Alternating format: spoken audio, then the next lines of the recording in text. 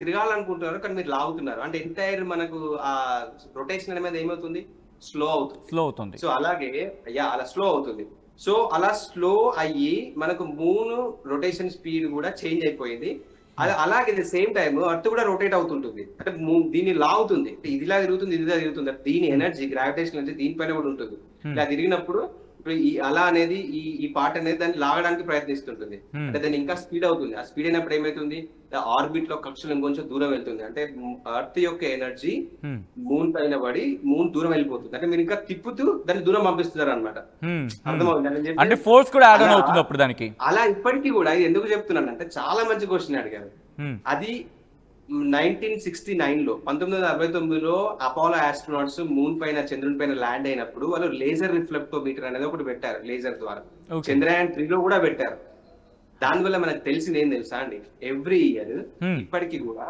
Moon మన చంద్రుడు అనేవాడు 3.8 సెంటీమీటర్లు దూరం వెళ్ళిపోతున్నాడు ఓకే అంటే కొన్ని రోజులు అయితే మనకి కనిపించకుండా పోతాడా కనిపించకుండా ఏం పోడు మన అర్త్ గ్రావిటీ స్టిల్ ఉంటుంది బట్ ఏమైతుందంటే ఇప్పుడు అది ఎక్కడ ఎఫెక్ట్ అవుతుంది అంటే చంద్రుడు చిన్నగా అయిపోతుంటాడు సో ఇలా భూమి ఇలా చంద్రుడు ఇప్పుడు మనకు సూర్యగ్రహణాన్ని తీసుకుంటే సూర్యుడు ఇక్కడ ఉంటాడు కదా భూమి ఇక్కడ ఉంటుంది సో ఇక్కడ మధ్యలో సూర్యుడు వచ్చినప్పుడు సూర్యుడిని మనం బ్లాక్ చేసినప్పుడు మనకు కంప్లీట్ సంపూర్ణ సూర్యగ్రహణం ఏర్పడుతుంది కంప్లీట్ గా బ్లాక్ చేసినప్పుడు కానీ ఏంటంటే మూన్ దూరం వెళ్ళడం వల్ల కొన్ని రోజుల తర్వాత సంపూర్ణ సూర్యగ్రహణం అనేది ఏర్పడదు అంటే moon size against the background sun okay back లో ఉన్న సన్ కంటే చిన్నగా ఉండడం వల్ల సంపూర్ణ సూర్యగ్రహణం ఉండదు అంటే ఇదంతా ఎప్పుడు డిస్కస్ చేయాలి అంతా మనకి ఎప్పుడు తెలిసింది చంద్రుని పైన వెళ్ళి అక్కడ లేజర్ రిఫ్లెక్టోమీటర్ పెట్టిన తర్వాత మనం కనుక్కున్నాం సో అది చాలా మంచి క్వశ్చన్ అడిగారు అంటే ఇప్పుడు ఇది అంతా తెలుసుకుంటే ఏంటంటే మనకు అది ఎక్కడి నుంచి వచ్చింది మనం ఎక్కడి నుంచి వచ్చాము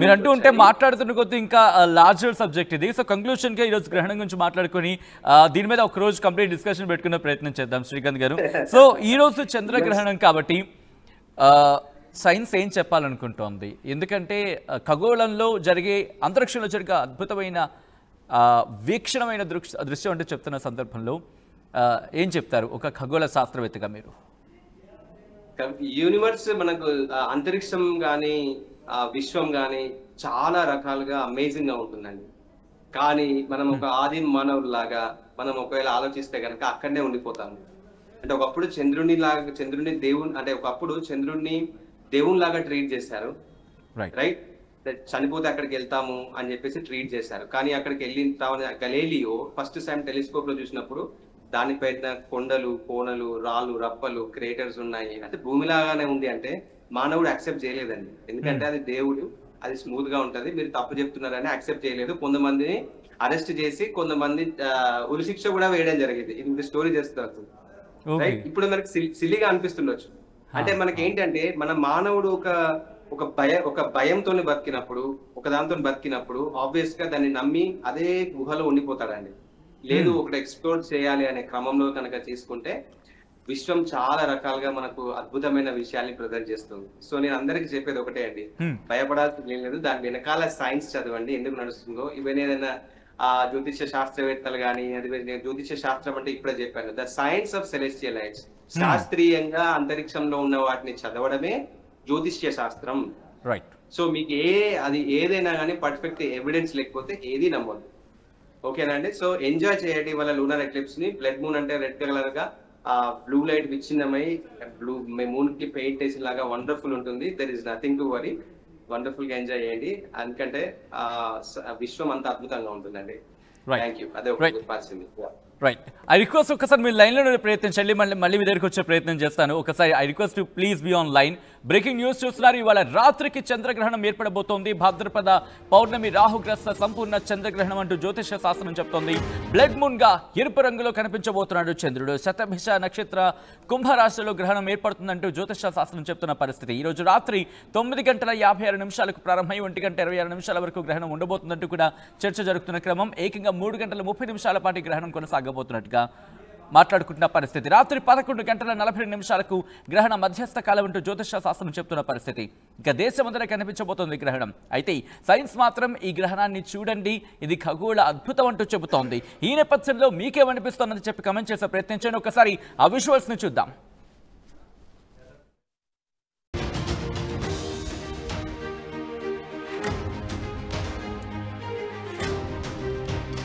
బ్రేకింగ్ న్యూస్ చూస్తున్నారు.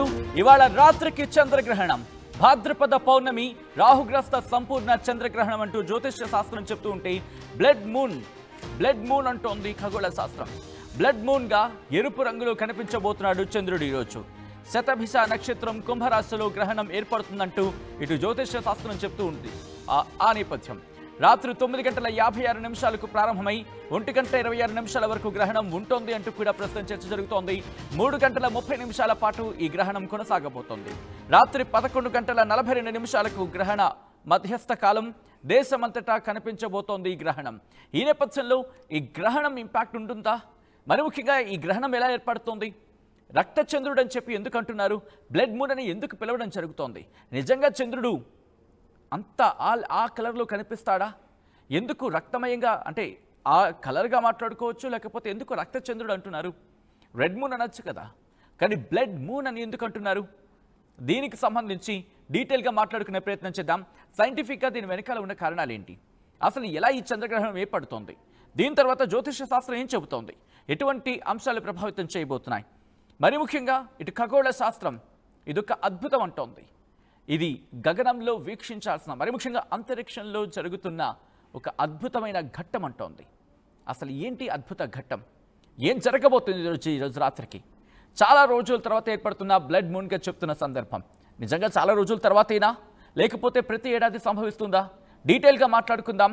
మనతో పాటు ఖగోళ శాస్త్రవేత్త శ్రీకాంత్ ఆర్టీవీ లైవ్లో జాయిన్ అవుతున్నారు. శ్రీకాంత్ గారు నమస్తే అండి. సచిన్ గారు, శ్రీకాంత్ గారు, ఏంటిది బ్లడ్ మూన్? ఏంటి, ఎందుకు బ్లడ్ మూన్ చుట్టూతా ఇంత చర్చ జరుగుతోంది? నిజంగా చంద్రుడు రక్తపు రంగులో కనిపిస్తాడా, లేకపోతే చంద్రుడికి ఏమైనా గాయం అవుతుందా? ఇటువంటి క్వశ్చన్స్ అనేవి రైస్ అవుతున్నాయి, చాలా క్వశ్చన్స్. మేబీ అది హాక్స్ అనుకోవచ్చు, ఏమైనా అనుకోవచ్చు. అసలు ఏంటి బ్లడ్ మూన్? నిజంగా చంద్రుడికి ఏమైనా రక్తపు మరకలు అంటే అవకాశం లాంటిది, గాయం అలాంటిదా, లేకపోతే ఆ రంగులో కనిపిస్తాడా? ఎందుకు ఈ చర్చ? యా అందరికి యాక్చువల్ గా ఫస్ట్ ఆఫ్ ఆల్ ఒక విషయం ఏంటంటే, దీనివల్ల ఇది నార్మల్ గా జరిగే పరిణామం అండి. అంటే అంతరిక్ష శాస్త్రంలో నార్మల్ గా ఇలాంటి ఈవెంట్స్, ఇలాంటి అకరెన్సెస్, చంద్రగ్రహణాలు, సూర్యగ్రహణాలు జరుగుతుంటాయి. ఇది వెరీ కామన్. కాకపోతే ఏంటంటే, ఇది మనకు దీని వెనకాల ఉన్న హిస్టరీ వెళ్తే గనక చాలా మందికి బిఫోర్, అంటే అది ఒక మిత్ లాగా, ఒక సూపర్ స్టిషన్, అంటే ఒక మూఢనమ్మకం లాగా ఎలా మారింది అనే దానికంటే ముందు కూడా యాక్చువల్ గా ఎందుకు రెడ్ కలర్ లో కనపడుతుంది అని తెలుసుకుంటే ఆటోమేటిక్ గా మనం దాని గురించి బయటపడవచ్చు. సో ఏమైతుందంటే, యాక్చువల్ గా మీరు చూస్తే ఇప్పుడు మనకి చంద్రుడికి తన ఓన్ లైట్ ఉన్నదండి. అది సన్ లైట్ ని రిఫ్లెక్ట్ చేస్తుంది, సూర్యకాంతిని అది మళ్ళీ రిఫ్లెక్ట్ చేస్తుంది అనమాట. మీరు గ్రహాలకు కూడా సొంత లైట్ ఉండదు. అవన్నీ సన్ లైట్, అంటే సూర్యరశ్మినే మళ్ళీ సూర్యకాంతినే అవన్నీ వెనకకు పంపించడం వల్ల మనకు కనబడుతుంటాయి అనమాట. సో ఇక్కడ సూర్యుడు ఉన్నాడు, ఇక్కడ భూమి ఉంది, ఆ భూమి చుట్టూ చంద్రుడు తిరుగుతూ ఉన్నాడు.